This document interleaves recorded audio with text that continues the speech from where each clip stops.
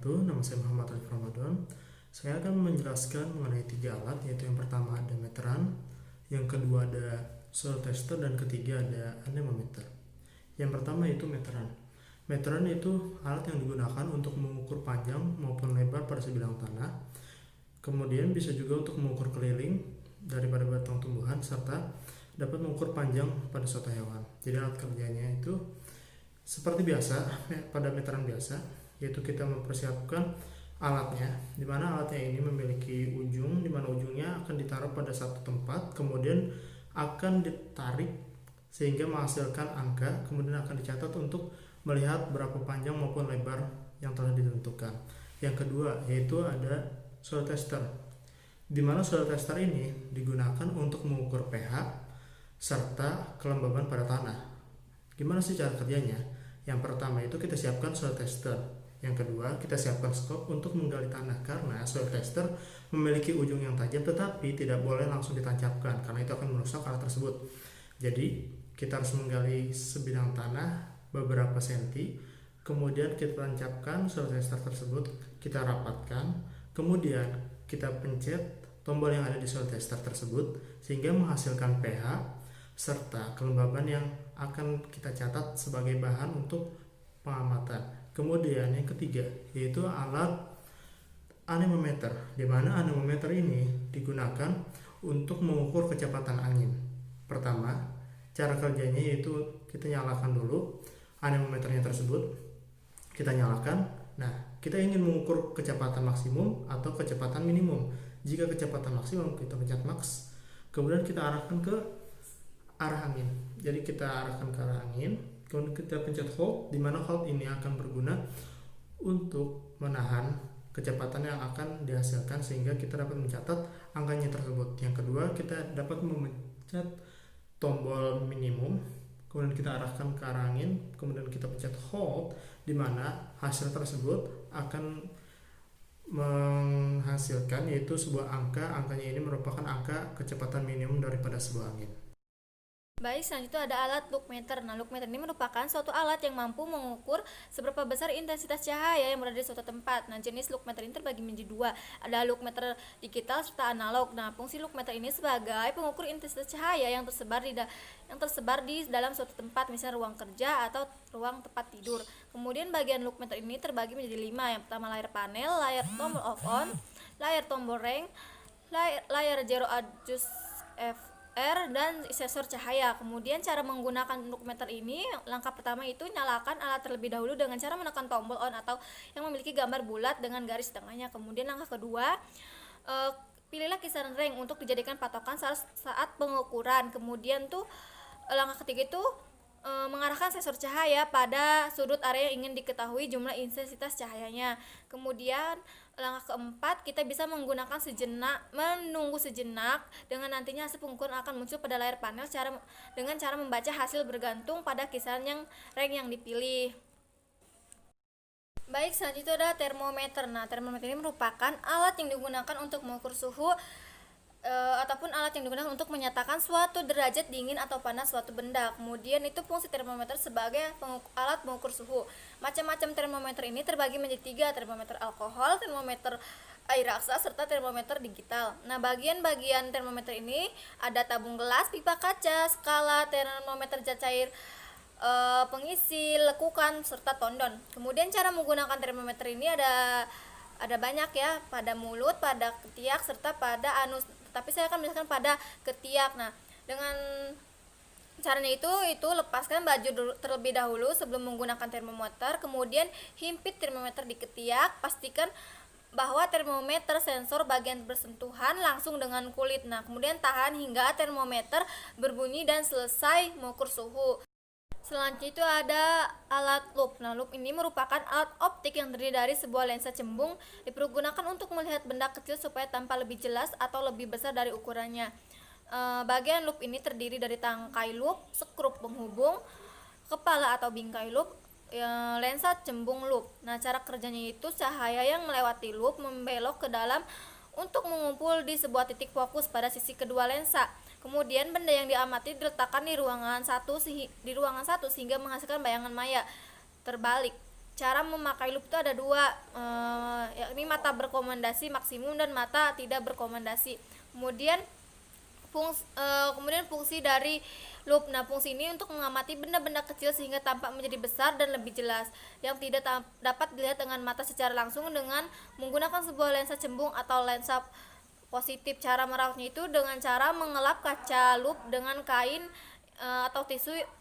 Selanjutnya adalah altimeter. Altimeter merupakan sebuah alat yang berfungsi untuk menentukan ketinggian suatu titik di atas permukaan laut.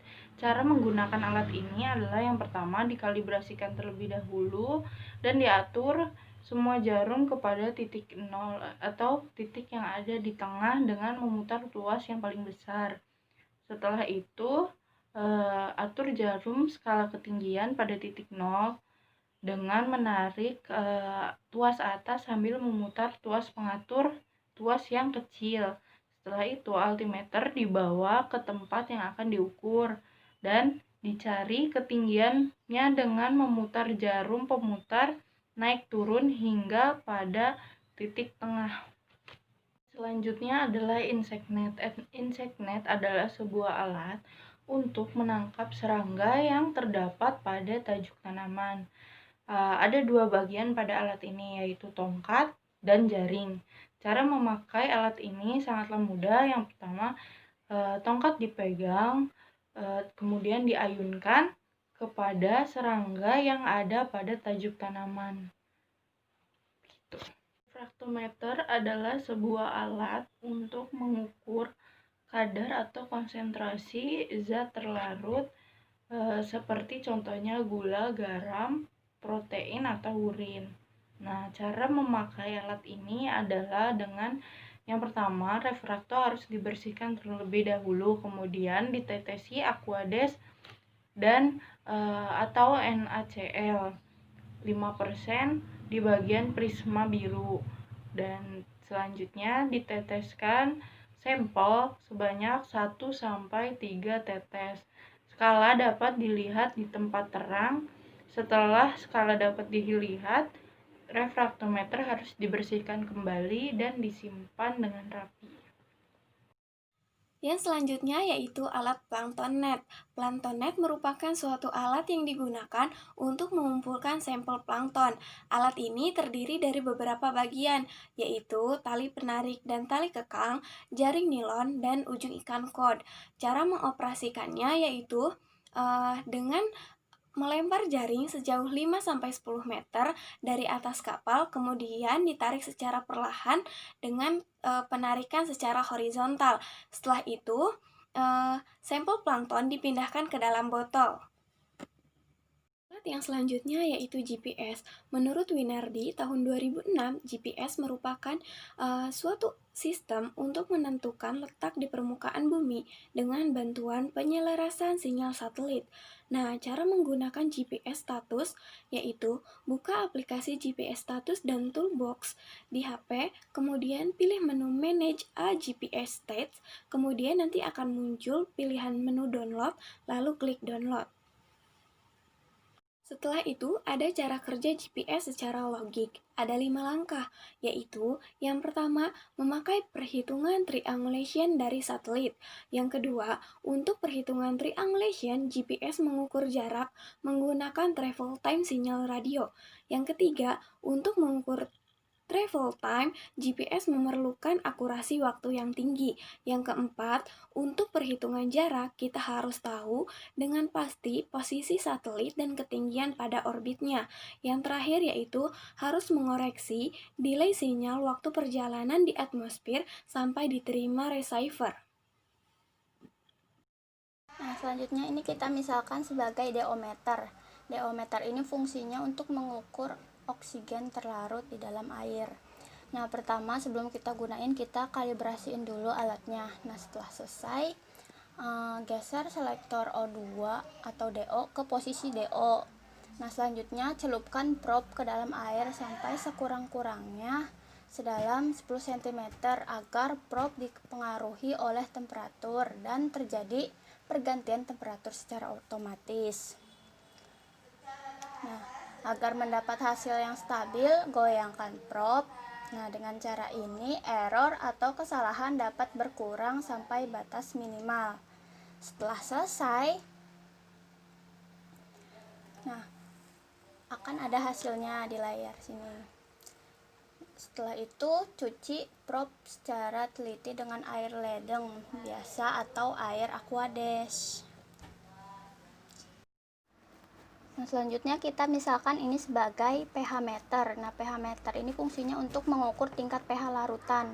Cara penggunaannya, pertama nyalakan pH meter dengan menekan tombol on. Nah, kemudian masukkan pH meter ke dalam wadah yang berisi air yang akan kita uji pH-nya. Nah, nanti di sini akan ada skala angka yang bergerak-gerak. Nah, setelah kita tunggu angka di sini berhenti bergerak, nah, kita angkat. Ada hasilnya selesai. Nah, misalkan ini kompas bidik. Jadi, kompas bidik itu fungsinya untuk memudahkan menghitung sudut sasaran bidik, baik tempat maupun benda secara langsung. Nah, cara penggunaannya itu pertama, buka, tutup kompas dan posisikan tutupnya hingga tegak lurus. Selanjutnya tarik cincin untuk jempol ke bawah. Masukkan ruas pertama jempol kanan ke dalam cincin tersebut. Telunjuk sejajar dan memegang penutup yang berdiri tegak. Jari-jari lain memegang penutup kompas. Nah, lengan lurus ke depan. Kemudian dekatkan prisma ke depan mata. Lihat objek yang menjadi titik sasaran.